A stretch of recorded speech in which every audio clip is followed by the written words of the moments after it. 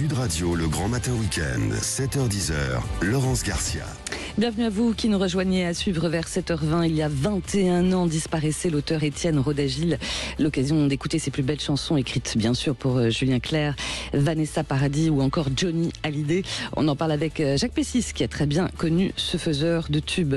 Mais tout de suite à 7h07, on parle du prix de la facture du gaz qui va diminuer à partir d'aujourd'hui. Bonjour Philippe Charlez. Bonjour. Merci d'être avec nous en studio ce Merci matin. à vous. Vous êtes expert en questions énergétiques et membre de l'Institut Sapiens. Alors, à partir d'aujourd'hui, 1er juin, prix de la facture du gaz qui donc va diminuer de 5,3%.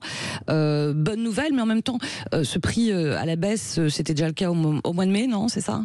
Oui, alors donc, oui, bonne nouvelle pour les Français, puisqu'ils voient leur facture diminuer de 5,3%, ce qui, en moyenne, pour un couple qui consomme 10 mégawattheures de gaz par an, qui est à peu près la moyenne, la facture va passer d'à peu près 1500 à 1400 euros, donc ça fait à peu près une économie entre 80 et 100 euros par an, ce qui est quand même pas mal. C'est ça.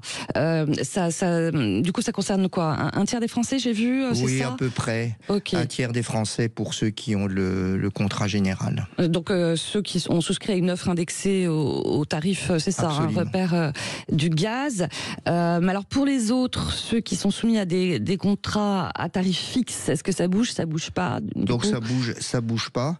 Et pourtant, ça devrait bouger, puisque quand on regarde l'indice des prix à la consommation depuis 2015, l'indice des prix à la consommation, donc l'inflation générale, a augmenté de 21%, alors que l'indice des prix à la consommation sur le gaz, c'est 116%. Ah, c'est énorme. Donc, c'est-à-dire que c'est 5 fois l'inflation, en fait.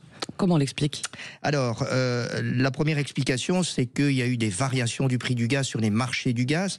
Donc, avant 2015, on était environ à 20 euros le mégawattheure. Et puis, il y a eu la flambée des prix en 2021-2022, dû notamment au conflit russo-ukrainien, avec un pic absolument inédit à 250 euros le mégawattheure en 2022. Mais aujourd'hui, les prix se sont largement détendus et sont revenus à 35 mégawattheures. Donc, si on regarde en fait, les prix de gros ont à peu près augmenté de 15 euros, alors que les prix de la facture des Français en moyenne, bon avec un peu c'est 5,3% en moins, ont augmenté de près entre 40 et 45 euros. Donc ça veut dire qu'il y a 30 euros qui traînent quelque part. C'est ça. Où sont-ils? Philippe Charlez, pour les auditeurs autrices qui nous écoutent, est-ce qu'il est possible de changer de contrat comme ça, rapidement, sans frais, justement pour... C'est toujours compliqué, puisque les contrats se signent généralement entre 1 et 3 ans. On peut toujours essayer de dénoncer un contrat, mais c'est pratiquement une négociation avec le fournisseur de gaz, parce que en plus le gaz a un impact sur le prix de l'électricité, et les prix de l'énergie en général sont très importants aujourd'hui.